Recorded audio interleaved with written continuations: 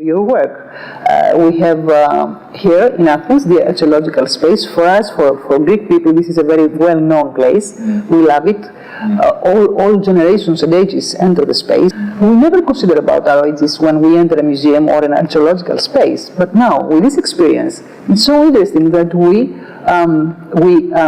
walk in the archaeological space like having a flashback in our lives. I think, yeah, I mean, I like this word flashback that you said. I'm not sure I 100% understood what you meant, but it's true that you in a way, as you walk through the generations in the piece, you also walk into the past. Because when you speak to the more senior person at the end, it's more likely that they're going to tell you something from like their childhood, maybe in the 50s or something, you know? And so you're also walking into the past, and also walking into an archaeological site is of course walking into the past. But I think what was interesting for me personally, but then maybe also for the NEON Foundation, like, I mean, I think our interests are kind of complementary.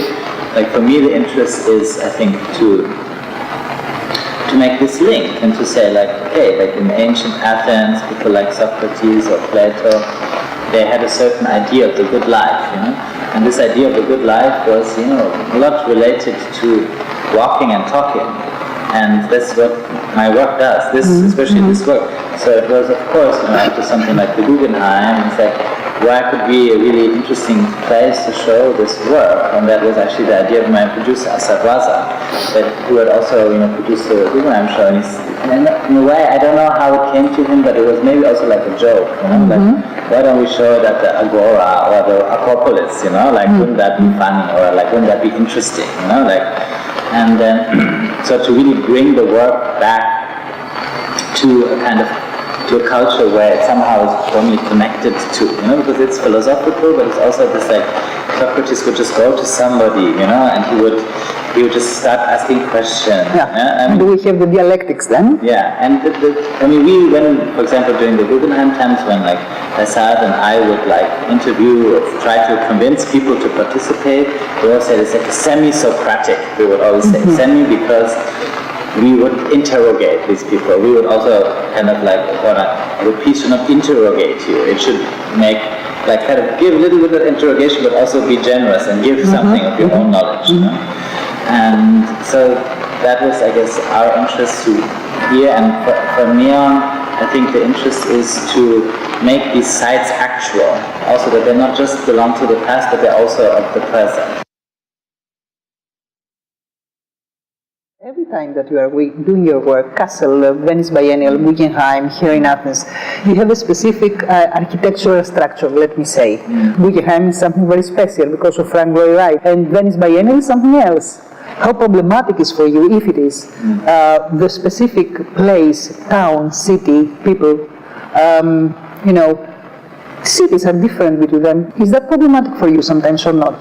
To answer your question, for me it's much more interesting, like, what is this context, architectural, cultural, political at this moment, and what can we do to this, you know? And I think that also for Dimitris Daskalopoulos it was important, you know, that, and also for Lina Contour, the director of NEON, to like, it would be a work where people can discuss, you know? And they wanted to have also in this particular situation in Greece, like, at least to offer the possibility, then you never know if people will take this possibility to discuss, you know, but maybe also a bit outside of this daily politics thing, but on the agora, you know, to revitalize this kind of place. So for me, it's much more interesting to do the right thing than to do a new thing.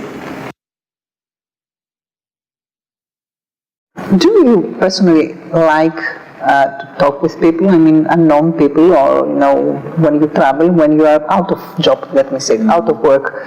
So no, I don't do that, but it can happen. I think what my work does is try to construct sets of rules, like a game has rules which work. This can take quite a long time, because to make a good game, to make a good rule structure, you need to be simple but produce complexity. And in life I try, but it's much more difficult in life than in work. Yeah.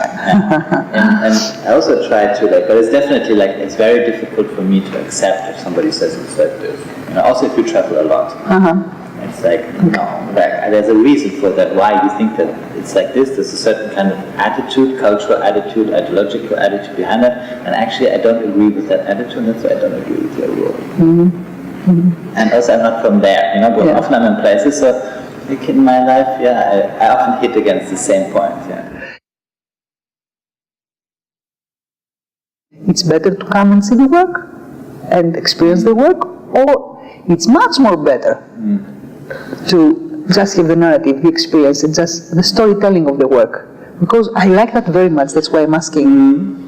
No, I think it's something that I didn't plan on or couldn't be aware of, but it's true that in my work also each iteration of the work, because it depended on you, depending on what you answer to the child, it will be a different work each time. If you go a second time, it will be different. So that's why it makes worth telling. Even people tell me my own work, and it's right, because it's not static in that way. I need to hear from them what happened, because there's a lot of things that happen which are not pre-planned. So for me, I wasn't aware that this would happen, but I think it was also very, very helpful for also the kind of bringing the work into the world, because people have an experience which is unique and they tell other people about it, and that's a very powerful thing. Then, of course, I think that it's great to see the work yourself, because then, especially this progress, I think the strength is that it doesn't exist in an absolute way. It exists only relative to you. So you get your own version, Exactly. You get your own version. It's like a kind of mirror cabinet or something, But more than that, because it's like a generative mirror or something, And so of course that's why also, with the help of people like Sadhvaza, and then НЕОН Foundation, to show these things, again in other places, because obviously we cannot also make this relativity, the relativity of the work could not enter the camera. And that's also one of the reasons why I don't want to film it, because it's really about distance for you, and you can never have that on a camera. It's very interesting that in your case we have to think about buying the artist, quotation marks, buying the idea of the artist, the energy that the artist puts in the work. Do you think that this is a new moment, a new starting point?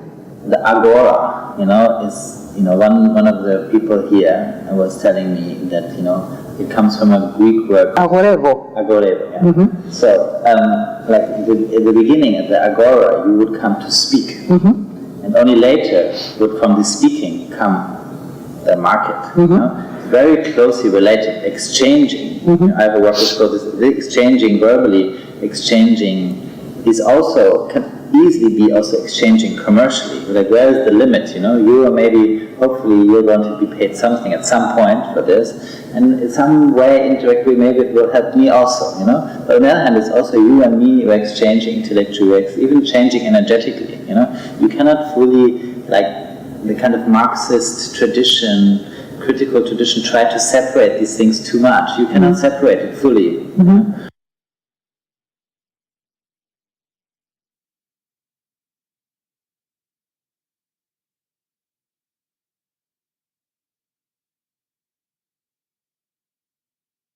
So nice to meet you. I really am very happy to meet you. Thank you, Tino Sehgal. It was nice.